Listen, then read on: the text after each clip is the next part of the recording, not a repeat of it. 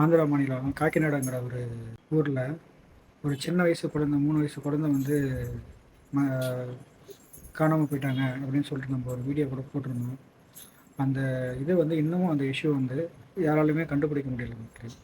அங்கே இருக்கிற முதலமைச்சர்லேருந்து, அங்கே இருக்கிற துணை முதலமைச்சர்லேருந்து, டிஜிபியிலேருந்து, தீயணைப்புத்துறையிலேருந்து, காவல் கண்காணிப்பு துறையிலேருந்து எல்லாமே தேடிட்டு இருக்காங்க. சுத்து போட்டு இதோட வந்து 17வது நாளாக சரி தேடிட்டு இருக்காங்க மக்களே. இன்னும் அந்த குழந்தை வந்து எங்கே இருக்குது, என்ன ஆச்சு, என்ன ஆனதுன்னு கூட தெரியல. ஆனால் அந்த ஊரில் மக்கள் வந்து ரொம்ப துயரத்தில், கோபத்தில் அழுது கொண்டு இருக்கும்போது அங்கே இருக்கிற ஒரு பர்சன் வந்து என்ன சொல்கிறாருன்னா, நீ எதுக்கு அழுகுறீங்க, அந்த குழந்தை வந்து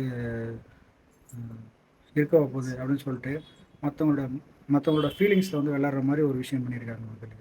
அதிலே பார்த்தீங்கன்னா ஆந்திரா மாநில துணை முதல்வர் பவன் கல்யாண் அவர்கள் வந்து அந்த குழந்தைகளுக்காக அந்த குழந்தை இறந்து வாடும் அந்த குடும்பத்துக்கு ரொம்ப வந்து ஹெல்ப்ஃபுல்லாக வந்து அவர் போயிட்டு இறங்கி நான் உங்களுக்காக எல்லாமே பண்ணுறேன் கவலைப்படாதீங்கன்னு சொல்லிட்டு இன்னும் அடிஷ்னலாக சென்ட்ரல் கவர்மெண்ட் ஏர்ஃபோர்ஸ்லேருந்து ஸ்டேட் கவர்மெண்ட்லேருந்து எல்லாமே அடிஷ்னலாக இப்போ கிட்டத்தட்ட பார்த்தீங்கன்னா ஒரு 100 போலீஸுக்கு மேலே வந்து 400 போலீஸ்க்கு மேலே வந்து தேடிட்டு இருக்காங்க. இன்னும் அந்த குழந்தையோட என்ன ஆச்சு, என்ன இதானதுன்னு சொல்லி தெரியல.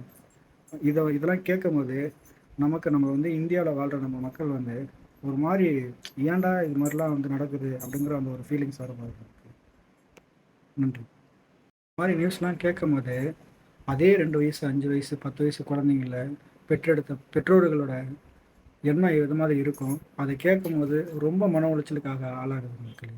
இப்படிலாம் ஒரு நியூஸ், இந்த ஒரு சின்ன குழந்தை இந்த வயசில் வந்து தடுமாறி போகும் அப்படிங்கிறத யார் நிர்ணயிச்சாங்கன்னே தெரியல. இது யாரோட குறைபாடுங்கிறது தெரியல, யார் மேலே குற்றத்தை கொண்டு போகிறதுன்னு தெரியல.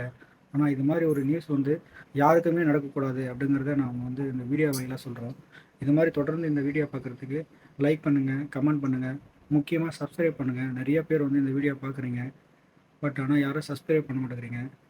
தயவுசெய்து மக்களே சப்ஸ்கிரைப் பண்ணுங்கள், சப்போர்ட் பண்ணுங்கள். நன்றி.